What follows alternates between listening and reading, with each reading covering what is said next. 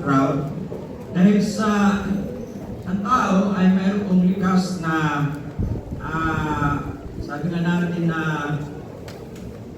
it's human nature na gusto natin gawin kung ano ang ginagawa na nakarami. We want to do what everybody is doing. Generally, we don't want to be different. Kumbaga, and we simply want to blend with the crowd. Na kung ano ang ginagawa ng karamihan, yun ang gusto natin gawin. Lalo na sa mga kabataan, mayroong tinatawag na peer pressures. Na we don't want to be different. Pero sabi nga ng banal na kasulatan na dapat tayo ay magsikap na pumasok sa makitid na o makipot na pintuan sapagkat maluwag ang pintuan at malapat ang daan. Pero ito ang maghahatid tungo sa kapahamakan at marami doon ang magsisilakan. And verse 14, binasa natin talata ay nagsasabi na makipot ang pintuan at makitid ang daan at kakaunti ang magsisilakad doon. At kung ating tingnan ang banal na kasulatan, there will be a great crowd walking on the Broadway, but it leads to destruction. Ang sabi na aklat ng Proverbs na there's a way that seemeth right unto a man, but the end thereof are the ways of death.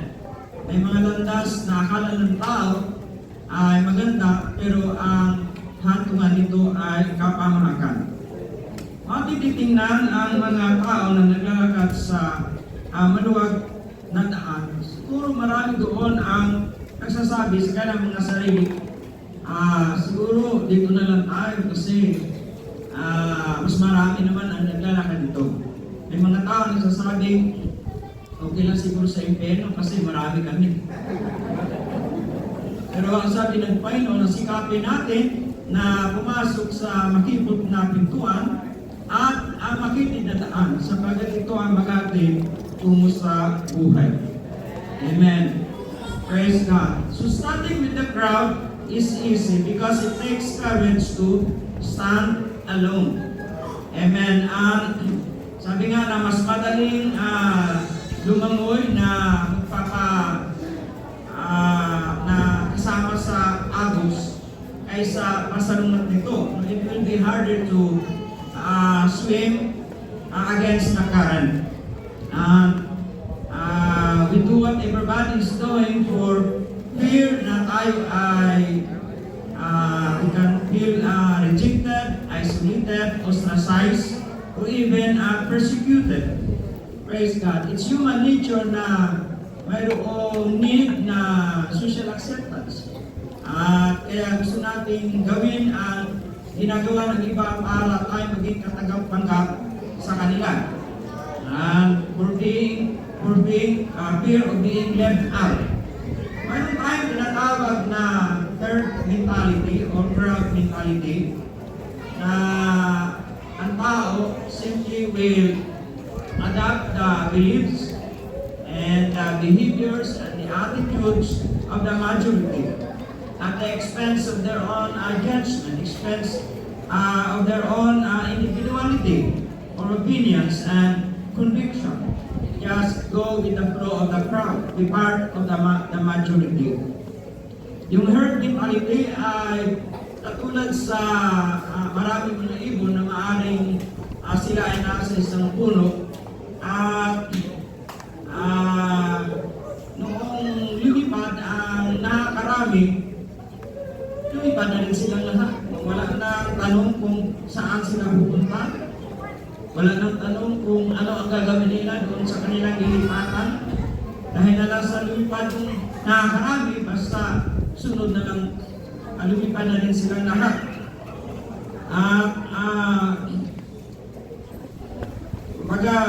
May mga panahon na kahit nasa religious belief, tayo ay parang nakihigaya na rin. Halimbawa tayo susunod sa uso o trend o yung fashions ng sanlibutan na naging trend na magkaroon ng nose rings, magkaroon ng anito sa ilong. At nagkaroon ng trend na magkulay ng buhok kahit na kulay orange o kaya blue, kaya violet, purple, mga kapatid. Basta tayo ay makikaya na lang. Pero ang sabi sa Romans chapter 12 verse 2, not be not conformed to this world, but be transformed by the renewing of your mind. Praise God, na tayo ay huwag makiayon sa takbo ng sanlibutan o ng mundo ito, kundi tayo mag-iba sa pamagitan ng pagbabago ng ating mga kaisipan. Amen. Upang ating unawaan ang kalooban ng Diyos, kung ano ang mabuti at kalugulugan at ganap na kalooban niya. Praise God. We need to have a strong sense of what is right and what is wrong, or else we will be vulnerable to anything or even false doctrine, mga kapatid. We will be easily swayed and vulnerable to misleading or false information. Amen. Pero ang banal na kasulatan ay nagsasaad na hindi na nga ay nagsasaad na kung marami na yun na ang tama. Ang sabi ng Panginoon sa bayan ng Israel na kayo ay aking pinili, hindi kung kayo marami, na kahit kayo ay kakaunti upang sa pamagitan ninyo ay mahiyag ang aking kapangyarihan. Amen. At makita na mga bansa sa iyong kapaligiran na ako ang tunay na Diyos na iyong sinasamba. Praise God. Na ako ang Diyos na buhay, ang Diyos na may kakayanan na katagpuin ang inyong mga pangailangan. In serving God, there will be times that when we will be asked to stand alone for our faith in God. Na maaaring panatayan na lang ang mag-isa o kakaunti tayo na naglalagak ng panampalataya sa Diyos. And there will be times na maaaring tayo kakaunti na with conviction of the teaching of the Word of God, that will be asked to stand for the truth, na ang pamantayan ng banal na kasulatan ay isa pamuhay natin sa kabila na ang sanlibutan ay ang pamantayan ay mga bagay na nakakaluod lamang sa kanilang sariling paningin. Amen. That will stand alone for what is right. Amen. Kaya na buong puso ng buong kaluluwa at ng buong kalakasan. Amen. Praise God. Hallelujah. At ay mamuhay na banal, mga kapatid, sa kabila ng sanlibutan ay namumuhay ng kasalanan o kaya ng karumihan. That we will live holy in spite that the world is or against a crowd that is sinful. Amen. Ang sabi nga ng mga apostoles na save yourself from this untoward generation. Iligtas natin ang ating mga sarili sa likod ng lahi na ito. Amen. Maalala natin ang three Hebrew children, si Meshach, si Shadrach, Meshach, at saka si Abednego. In Daniel chapter 3, makita natin na si King Nebuchadnezzar ay nagtayo ng isang imahin or image na gawa sa ginto. At kanyang inutusan ng lahat ng mga tao na sa pagtunog ng mga musical instruments, ang lahat ay magpapirapa upang sambahin ang golden image na ito. Hindi hear the sound of the harps and other musical instruments. Sabi sa Daniel chapter 3 verse 6 na ang sino man ay hindi magpapirapa at sumamba sa golden image na ito ay tatapon doon sa fiery furnace, sa puno ng apoy na naglalagablab. So the sound of the musical instruments, everybody fell down and worshiped, except Shadrach, Meshach, and Abednego. So God, the king commanded them to be brought before him. Sabi sa verse 15, sabi ni King Nebuchadnezzar, who is that God that shall deliver you out of my hands? Sino ba ang Diyos na makapagliligtas sa inyo mula sa aking mga kamay? Sa verse 17, sila ay sumagot ng sasabing, if it be so, ang Diyos na aming pinaglilingkuran ay may kakayanan na kami ay iligtas mula sa burning fiery furnace. Amen. And He will deliver us out of thine hand, O King. Verse 18, but it not be known unto thee, O King, that we will not serve thy gods, nor worship the golden image which thou hast set up. Amen. All the people bow down and worship, but stood mga kapatid sa pananalig nila sa isang Diyos na sila ay mayroong paniniwala na may kakayanan ng Diyos na kanilang pinaglilingkuran na sila ay iligtas mula sa naglalagablab na puno ng apoy o sa kamay ng hari. Pero mayroon na silang commitment that they will stand true to their conviction, true to their faith na ang Diyos na kanilang pinaglilingkuran siyang Diyos na buhay. Amen. Na sila pa rin ay hindi magpatira pa kahit na sila ay hindi iligtas ng Diyos. Amen. Praise God. Hallelujah. All the people fell down and worshiped the golden image, but the three Hebrew children stood to their conviction that they only have to worship the one true God. Ang Diyos ng kanilang mga magulang. Praise the Lord. At kaya nung sila ay tinapon doon sa fiery furnace, mga kapatid, nakita ng hari na mga tatlo lamang ating hinagis doon, naging apat na. Because naroon ang presensya ng Panginoon. Hallelujah! Praise God! And the fourth one is life, not of the Son of God.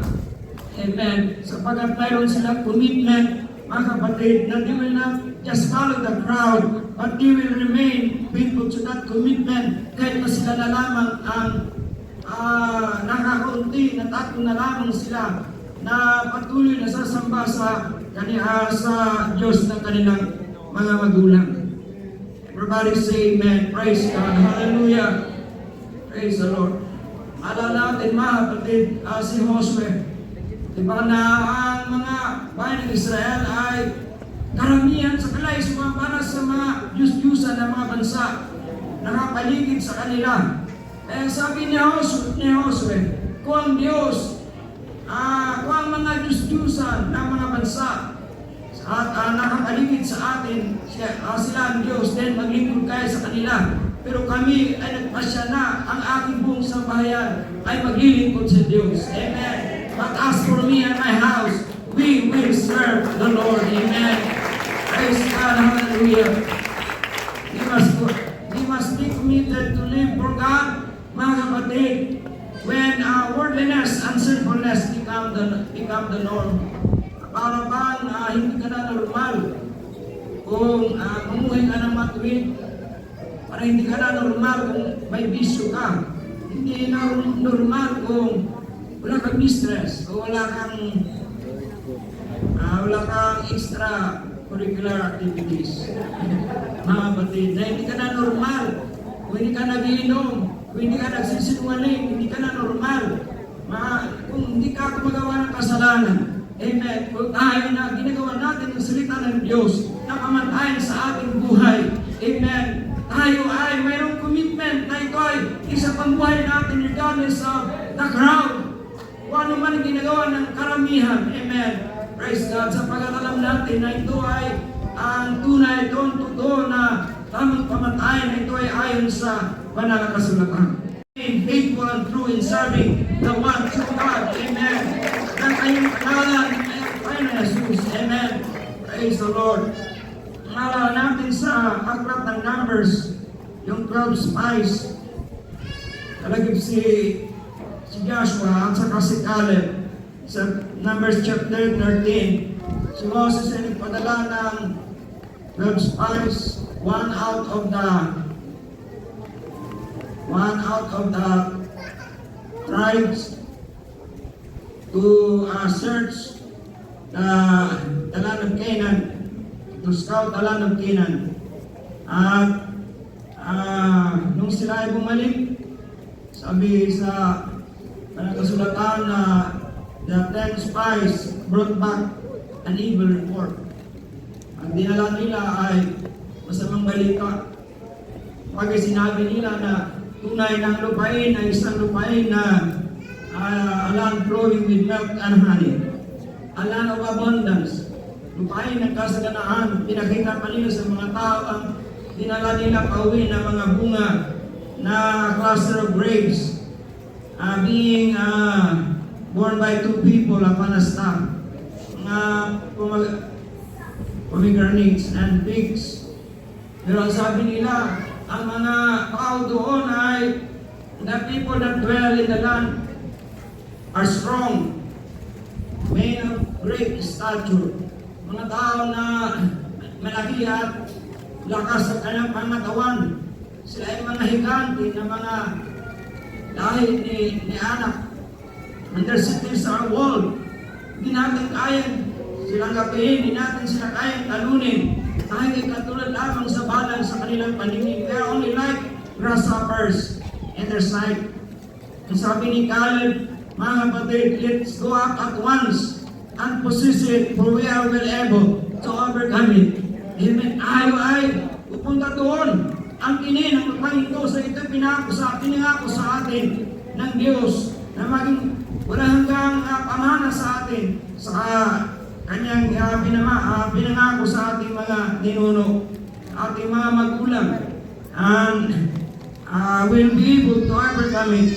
Pero sabi ng 10 spies, we be not able to walk against the people who they are stronger than we. Ang mga tao, mga kapatid, ay nagalit kay Moses, kay Aaron. Ang sabi nila na kami ba ay dinala dito sa ilan para mamatay sa kamagitan ng tabak. At ang sabi nila, sila ay naghinagpis, iwek. Sa kabing yun ang demormon against Moses. Ang sabi nila na it's better for us to return to Egypt than to die by the edge of the sword. Babalik na lang tayo doon sa Ehipto. Pero ang sabi ni Caleb at ni Josue, kung ating bigyan kaluguran ng Panginoon, tayo ay dadalhin ng Panginoon sa lupang ito that is flowing with milk and honey. Amen. If we will not just rebel against the Lord. Huwag tayo maghimagsik laban sa Diyos. Huwag tayo mag-aklas laban sa Diyos. Amen. But the people were ready to stone them. The statement of the 10 spies signifies their lack of faith in God, kakulangan ng panampalataya sa Panginoon, speaks of their unbelief, pag-alinanan sa mga pangako ng Diyos. Amen. At ang mga tao, mga kapatid, most of the people simply go with the crowd. Hindi na sila naniwala na kaya nila ang kininang lupang pangako. At sila handang babalik doon sa Ehipto.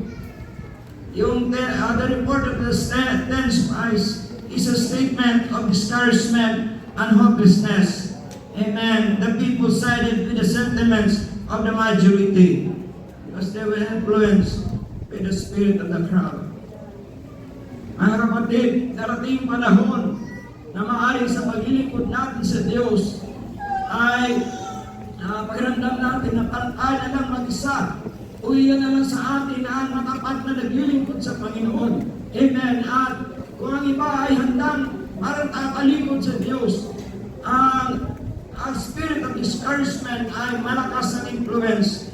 Amen. But like Joshua and Caleb, mga kapatid, sabi nila, let's continue to hold on to the promises of God because we are serving a God who is faithful and nothing but the good word of the Lord shall fail. Amen. We have to continue to hold on to God's promises.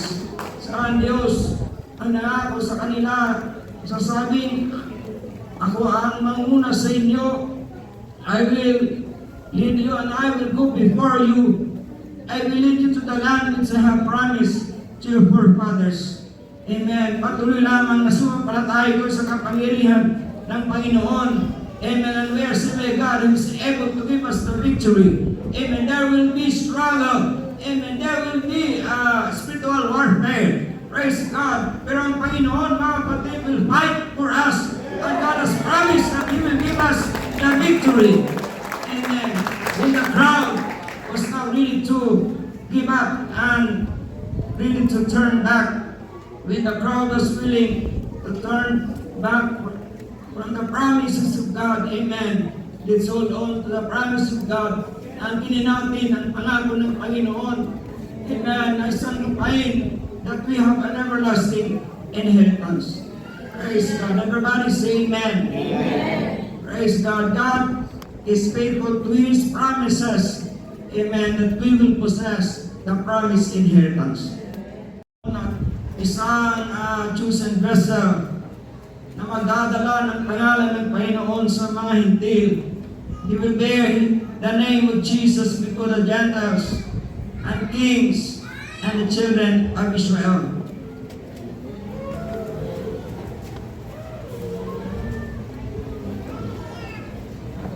Sa 2 Timothy chapter 4 verse 16 to 17 ay nakasulat doon na ang sabi ni Paul na at my first answer o 2 Timothy chapter 4:16 to 17. At my first answer, that means my first defense.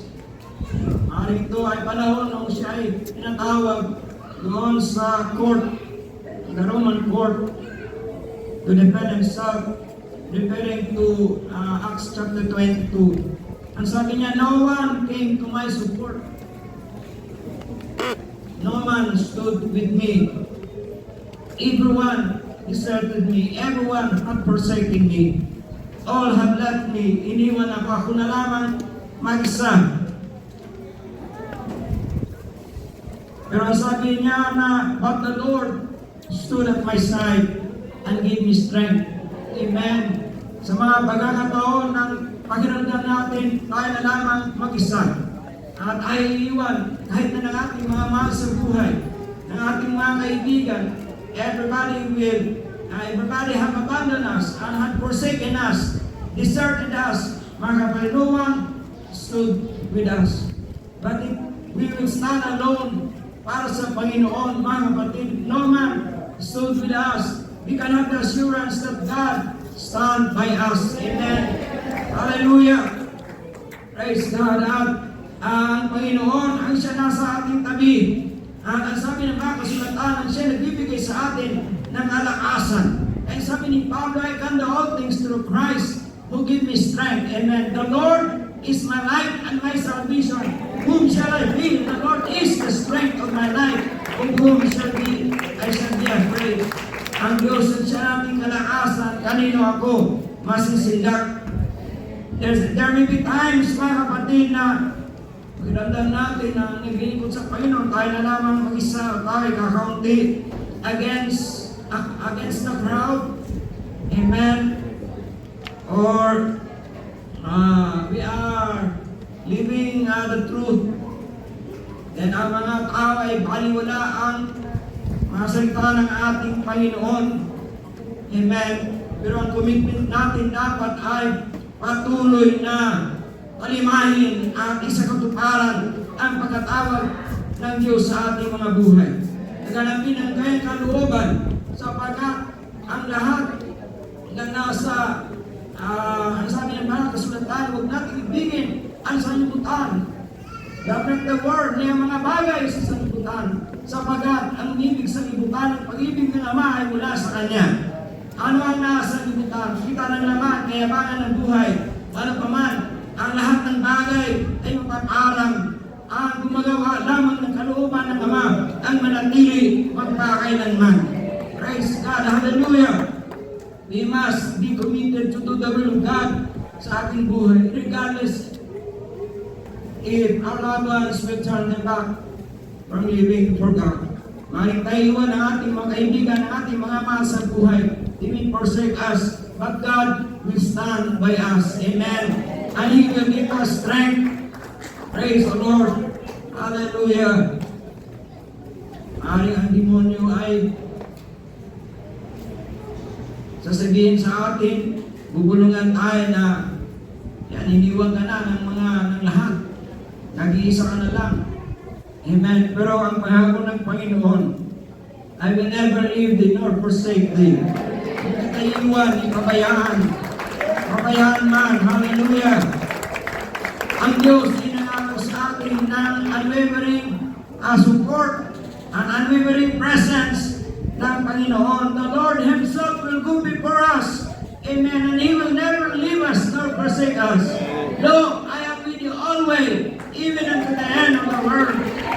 Praise God. Hallelujah. Hallelujah. Sabi ng Joshua chapter 1 verse 9, have not I commanded thee, be strong and of good courage. Be not afraid, neither be thou dismayed, for the Lord thy God is with thee whithersoever thou goest. Amen. Ang pangako ng Diyos through kay Moses, my presence will go with you, and He will give you peace. In the presence of God ay nasa sa atin, mga kapatid, mayroon tayong aliwan sa bawat kalungkutan, kalumayan.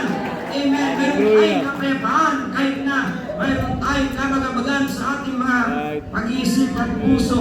God will give us His guidance at ang tagumpay ng Panginoon ay nasa sa atin.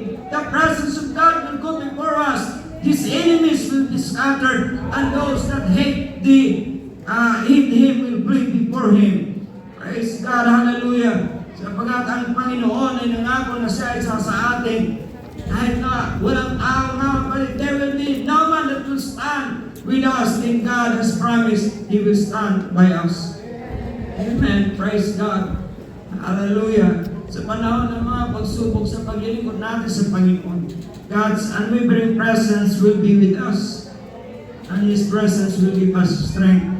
Praise God. God has promised that He will stand at our side. Amen. Hallelujah. Psalms 124. Sabi doon na kung ang Diyos ang hindi natin kakampi, kung ang Diyos ay wala sa ating tabi, di tayo nilamon na ng ating mga kaaway, at tayo naakawan na ng malaking baha. Pero ang Diyos, ang tulong natin ay nasa pangalan ng Panginoon. Amen. Praise God. Hallelujah. And if we will just call in the name of the Lord, the name of the Lord signifies His presence. Mga kapatid, naroon ang Panginoon. At tayo man ay mag-isa, pero ikaw at ang Diyos, then it means the majority. You and God is a majority. Standing for God in spite of opposition, even against the crowd, even against popular opinions. Amen. Stand for apostolic truth regardless of ang marami ay susunod sa man-made teachings o kaya tradition na kanilang natanggap mula sa kanilang mga ninuno. Kahit na mayroong pag-usig na darating sa ating buhay, nung katulad ng mga apostoles na sinabihan ng mga Jewish religious leaders na huwag na silang mangaling magturo sa pangalan ng Panginoon Kristo because they have filled the whole Jerusalem with their doctrine. Pero ang sabi nila, we would obey God rather than men. Amen. Ang mahalaga ay sumunod tayo sa pangalan ng Panginoon. Amen. Praise God. Hallelujah. Praise God. Tayo naglilingkod sa Panginoon not for worldly gain, not for simple social acceptance. Amen. But we should never compromise our conviction. Huwag natin babaguhin ang salita ng Panginoon para lamang tayo maging matanggap ng tao, sapagkat mas mahalaga na tayo ay mas mahalaga tayo tanggap ng Diyos, hindi man tayo tanggap ng tao. Amen. Maaaring katulad ng Pablo, mga kapatid, iniilang sila, iniilang ang mga kusules na mamang sa harapan ng sanlibutan. They were, sabi ni Paul, we are fools for Christ's sake. Amen. At sila ay binilang na sukal ng sanlibutan, dumi ng sanlibutan. Pero ang sabi ni Pablo, that we will win Christ. Praise God. Hallelujah. Wala natin si Martin Luther, mga kapatid. Sa time ni Martin Luther, ang Roman Catholic Church ay nagtuturo ng sinabihin ng mga papal decrees. Tulad ng forgiveness sa pamagitan ng gawa, ng penance o penitence. Pag ikaw ay may kasalanan, manalangin ka ng 10 ama namin. O kaya, kasi sa gruto na paluhod o ano-ano pang penitence, mga kapatid. Salvation by works. Hanggang sa ang Roman Catholic Church ay magtatayo ng St. Peter's Basilica. Kailangan nila ng pondo. At si Pope Lady Trent ay nag-issue ng certificate ng tawag ay Seal of Indulgence. Sabi niya na sino man bibili ng certificate na ito ay matatawarin ng kayong kasalanan. Lahat ng kayong kasalanan, nakaraan, pagkasalukuyan, panginaharap. At pwede rin kayong bumili ng certificate na ito in behalf of your relatives and loved ones, buhay man o pati patay. Pagbibili kayo ng certificates ng inyong mga relatives na nasa purgatorio, parang lula mo at lula, nasa purgatorio, bibili ka ng certificate. As soon as your payment will cling in the chest, tutunog yung bahay po doon sa parang offering plate. Ang kanilang mga kaluluwa will rise out of purgatory to heaven. Amen. At ang mga tao, mga kapatid, ay ang daming mga bumili ng certificates. Most of the people ay yun ang kailang paniniwala. Pero sa pag-aaral ni Martin Luther sa banal na kasulatan, kanyang nalaman na salvation is not by works, but by grace. Amen. Praise God. Nagturo niya ang justification by faith. Ikaw ang bawang sana sa pamitan ng panampalataya sa ating Panginoon. Amen. So Martin Luther taught and wrote against the teachings of the Roman Catholic Church, primarily the doctrine of the sale of indulgence. Ang sabi niya, ang sale of indulgence cannot take away the smallest sin. Ang pagbili ng certificate na ito hindi mag-aalis kahit na maliit na kasalanan. Amen. As far as regard to the guilt of the offense. Sapagat ang isang tao dapat kung siya ay mapatawad sa kanyang kasalanan ay una lalapit sa Panginoon sa pagsisisi. Amen. Repent or ye shall all likewise perish.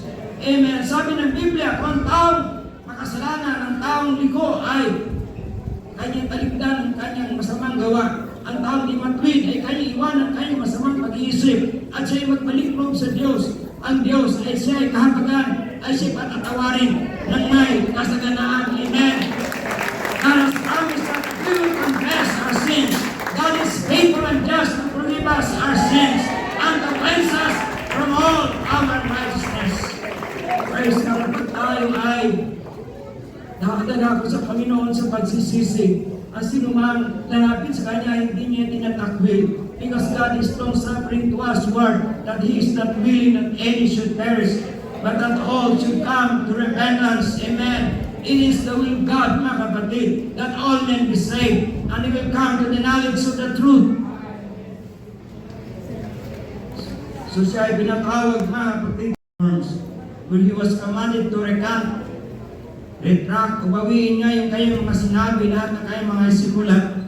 But He replied, I cannot retract anything except those that can be disproved by the scriptures. Here I stand. I can do nothing else.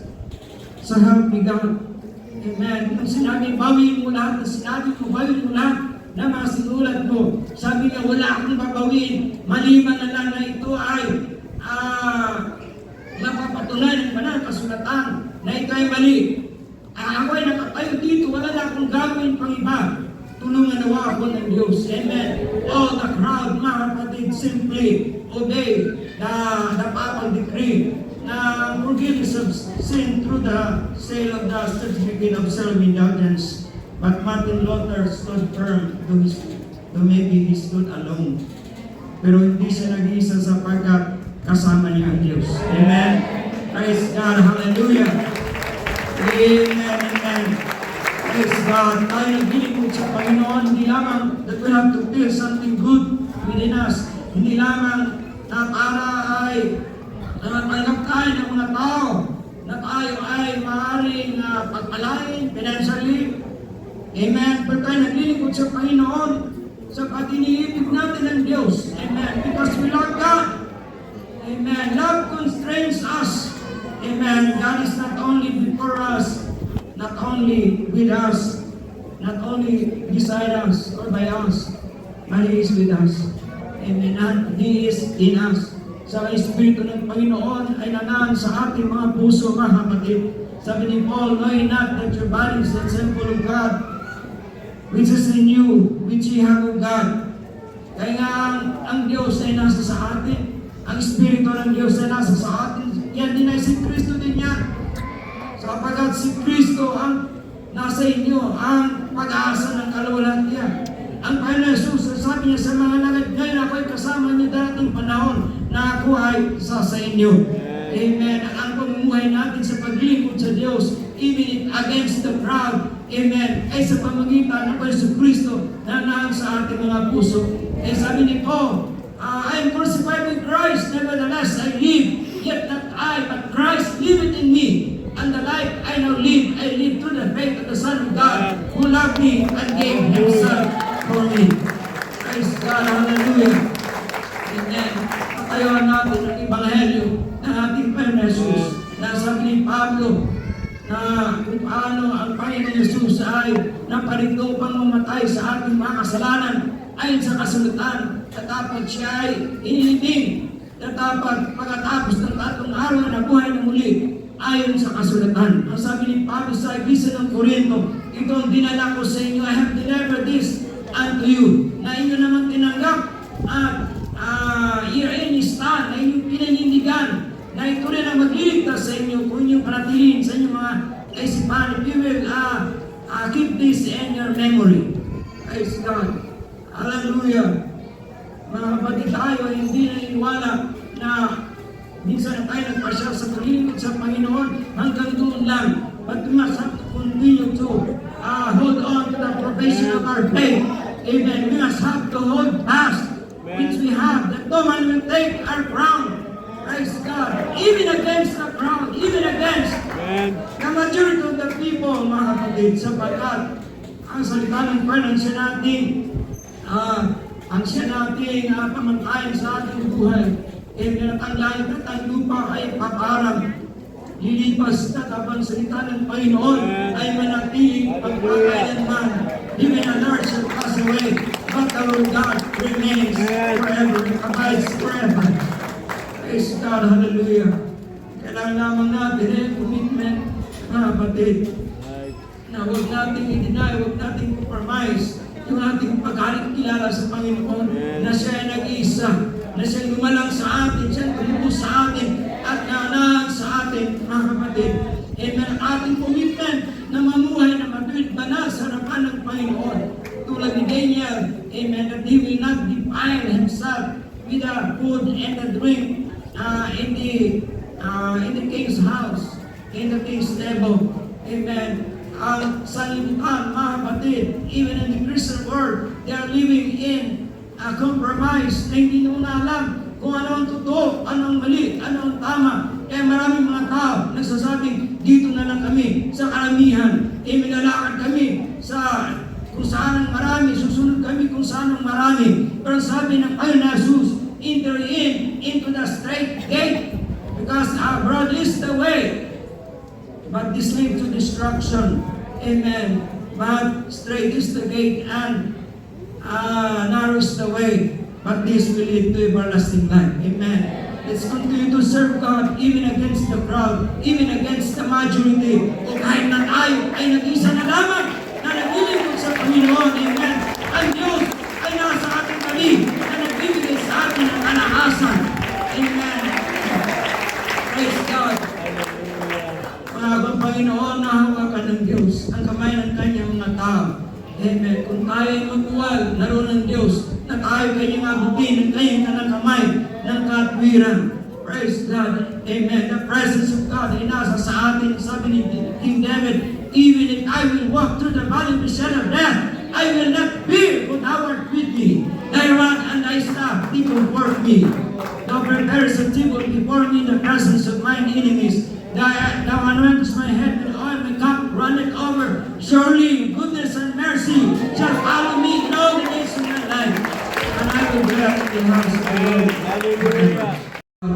But we will stand alone na magbibigay sulit sa Panginoon sa lahat na ating mga ginawa sa buhay na ito. Amen. Tingnan ng Panginoon na hindi kung gaano kung gaano karami yung sinusunan mo, gaano kakaunti, pero ang basihan, kung ikaw lumalakad, kahit na ito ay makikot na daan, kahit na makitid na daan, makikot na buhay, ito ay pamantayan ng salita ng Diyos sa ating buhay. Praise God, hallelujah. Hindi niya sasabihin, mga kapatid na, lahat ng kapatiran ng United Pentecostal Church of Timos, pasok na kayo lahat. That we will stand alone before God.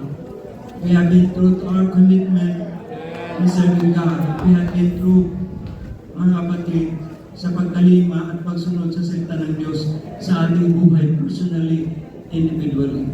Praise God. Hindi lamang tayo sumusunod, nakikigaya, kung anong ginagawa ng marami, pero ginagawa natin sapagkat out of our mind, out of our heart, and ang conviction ito ay totoo, mga kapatid. And we have to live to that conviction. Praise God, hallelujah. Praise God. At kung tayo maglingkod sa Panginoon, maaaring darating panahon ng tao, piling natin tayo isa, hindi ka nag-iisa na roon ang presensya ng Diyos. Hindi mo gusto na kalakasan. If God be to us, then who can be against us? Ang Espiritu ng Panginoon ay nasa ating mga puso, and greater is He that is in us than He that is in the world. Amen. God will be fighting for us, mga kapatid. Amen. And God has given us the promise of ultimate victory, because nothing can separate us from the love of God. Anumang bagay tayo higit na malalagumpay sa pamagitan na yung umibig sa atin, because we are more than conquerors through Him who loves us. Amen. Praise God. Hallelujah.